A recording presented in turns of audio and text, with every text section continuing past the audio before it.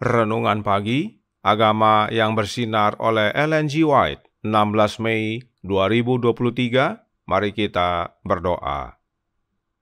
Bapa kami yang di sorga, Allah pencipta langit dan bumi, laut dan segala isinya, Allah yang maha besar, maha kuasa, satu-satunya Allah yang benar, yang kami sembah selalu melalui anak-Mu yang tunggal, Yesus Kristus.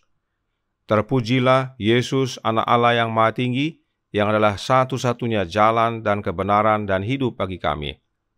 Pada pagi hari ini kami bersyukur boleh bangun dan berbakti, dan sebagaimana membaca dan mendengarkan nasihat firman-Mu, kiranya ini menjadi pembaharuan bagi kami semua. Kami menjadi umat-umat-Mu yang tidak egois dan merasa puas di dalam Yesus. Beserta kami sepanjang perbaktian ini, kehendak-Mu yang jadi. Ampun kami akan dosa dan salah, karena kami berdoa hanya dalam nama anak Allah yang tunggal, Yesus Kristus, yang adalah Tuhan dan Juru Selamat kami. Amin.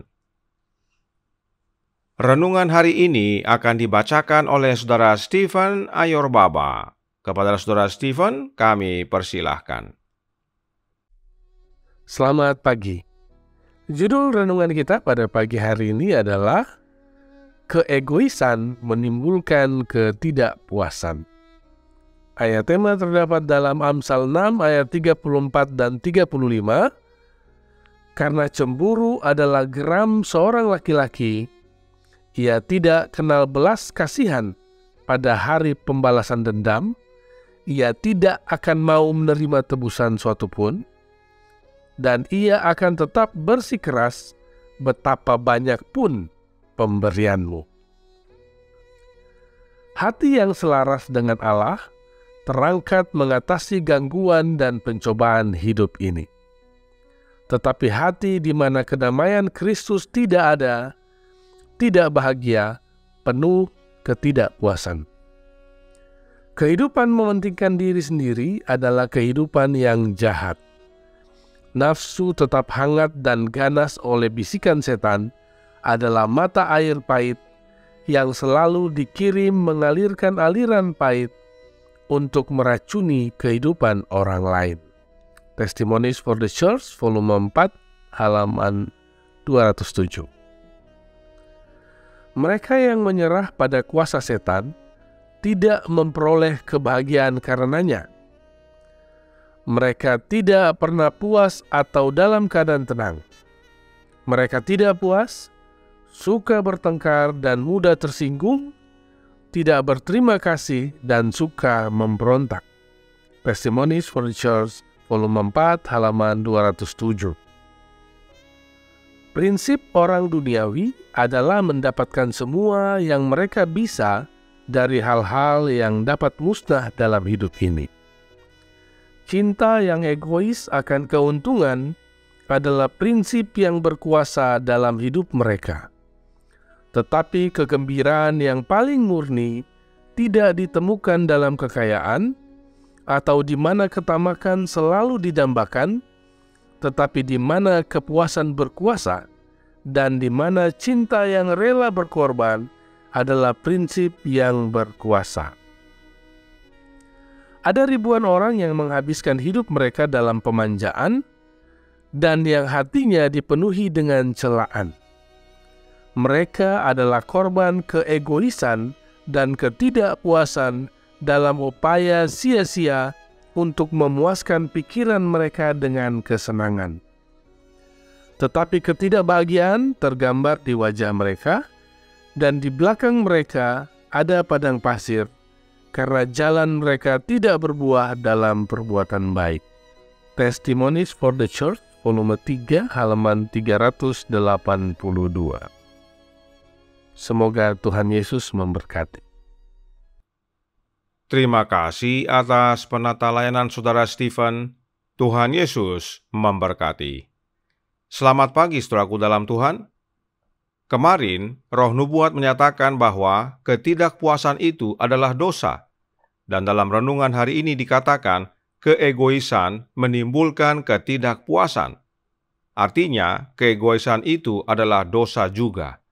Bahkan, Roh Nubuat berkata dalam Workers Bulletin September 9 tahun 1902 paragraf 3 yang berbunyi, "Semua dosa adalah keegoisan. Dosa pertama setan adalah manifestasi dari keegoisan. Dia berusaha untuk berebut kekuasaan, untuk meninggikan diri." Itu sebabnya renungan hari ini berkata dalam Radiant Religion halaman 138 paragraf 2 yang berbunyi, "Kehidupan mementingkan diri sendiri adalah kehidupan yang jahat. Egois dan mementingkan diri adalah sama, dan itu adalah jahat, sebab mementingkan diri itu berasal dari setan." Karenanya Roh Nubuat menyatakan dalam The Acts of the Apostles halaman 339 paragraf 3 yang berkata, "Di sisi lain, roh keegoisan adalah roh setan." Orang-orang yang egois tidak pernah merasa puas. Semua yang dipikirkan dan diinginkan adalah untuk dirinya sendiri. Oleh sebab itu, renungan hari ini berkata dalam Radiant Religion halaman 138 paragraf 3, "Mereka tidak pernah puas atau dalam keadaan tenang. Mereka tidak puas, suka bertengkar, dan mudah tersinggung, tidak berterima kasih, dan suka memberontak." Inilah akibat bila kita menyerah kepada kuasa setan, yaitu roh egois. Sebab demikianlah setan, dia tidak puas dengan kedudukannya sebagai yang tertinggi sesudah anak Allah. Dia mau menjadi seperti Allah, dan untuk itu dia berani memberontak melawan anak Allah. Apa akibat keegoisan setan dan pemberontakannya? Kebinasaan. Bagaimana sikap Allah Bapa atas kondisi keegoisan tersebut? Suratnya nomor 134 tahun 1902 paragraf 7 menjelaskan, "Sebagai obat untuk konsekuensi yang mengerikan di mana keegoisan memimpin umat manusia, Allah mengaruniakan anaknya yang tunggal untuk mati bagi umat manusia. Bagaimana mungkin dia memberi lebih? Dalam pemberian ini, dia memberikan dirinya sendiri." Bapa memberikan teladan tidak mementingkan diri sendiri. Bapa rela karuniakan anaknya untuk mati bagi kita, agar kita selamat. Bahkan anak Allah lahir di dunia ini di tempat yang hina, dan hidupnya selama di dunia ini penuh derita dan pencobaan. Kehidupan Kristus penuh dengan penyangkalan diri. Sungguh berbeda dengan prinsip orang dunia. Renungan hari ini menyatakan tentang orang dunia. Radiant Religion halaman 138 paragraf 4 yang berbunyi, "Prinsip orang dunia adalah mendapatkan semua yang mereka bisa dari hal-hal yang dapat musnah dalam hidup ini. Cinta yang egois akan keuntungan adalah prinsip yang berkuasa dalam hidup mereka." Ini semua karena dosa, sebab semua dosa adalah mementingkan diri, egois. Dan egois menghasilkan ketidakpuasan. Baik egois dan ketidakpuasan membawa kebinasaan. Karenanya Roh Nubuat menasihatkan dalam The Faith I Live By halaman 151 paragraf 2. Kristus adalah batu penjuru utama, dan kita harus membangun di atas pondasi ini. Setiap orang harus memiliki roh penyangkalan diri dan pengorbanan diri. Kehidupan Kristus di bumi tidak mementingkan diri. Itu ditandai dengan kehinaan dan pengorbanan. Solusi keegoisan dan ketidakpuasan hanya dalam Yesus. Sebab hidup Yesus adalah hidup yang penuh penyangkalan diri, tidak mementingkan diri sendiri, dan penuh pengorbanan. Kita perlu dibangun di dalam Yesus yang adalah pondasi keselamatan. Bagaimana caranya? Dengan menerima rohnya. Sebab Christ Object Lessons halaman 67 paragraf 3 berkata, "Saat Anda menerima roh Kristus, roh kasih yang tidak mementingkan diri dan bekerja untuk orang lain, Anda akan tumbuh dan menghasilkan buah." Inilah solusi bagi kita umat berdosa yang egois dan tidak pernah puas ini. Kiranya pekabaran ini menjadi pembaharuan bagi kita semua untuk membuka hati agar Kristus masuk dalam hati kita oleh kehadiran rohnya, yaitu roh yang tidak mementingkan diri, sebab di dalam Yesus ada kepuasan yang dunia tidak dapat berikan, yaitu kepuasan jaminan keselamatan. Tuhan memberkati, saya bawa dalam nama Yesus. Amin. Mari kita berdoa. Bapa kami yang di sorga, Allah pencipta langit dan bumi, laut dan segala isinya, Allah yang maha besar, maha kuasa, sumber segalanya, yang kami sembah selalu melalui anak-Mu yang tunggal, Yesus Kristus.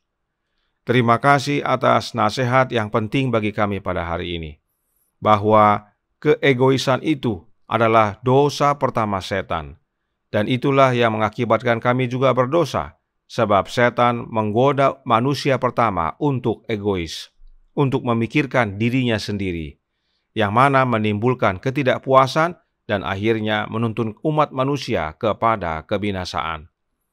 Karenanya tolong kami ya Bapa, curahkan roh anak-Mu dalam hati ini, sebab hanya oleh kehadiran Roh Kristus, maka kehidupan tidak mementingkan diri, kehidupan penuh penyangkalan diri dan pengorbanan bagi orang lain, menjadi bagian kami hingga pada akhirnya Yesus datang kedua kali, kami semua layak untuk diselamatkan. Kami menjadi umat-umat Tuhan yang tidak egois dan merasa puas di dalam Yesus. Beserta kami sepanjang hari ini kehendak-Mu yang jadi, ampun kami akan dosa dan salah, karena kami berdoa hanya dalam nama Anak Allah yang tunggal, Yesus Kristus, yang adalah Tuhan dan Juru Selamat kami. Amin.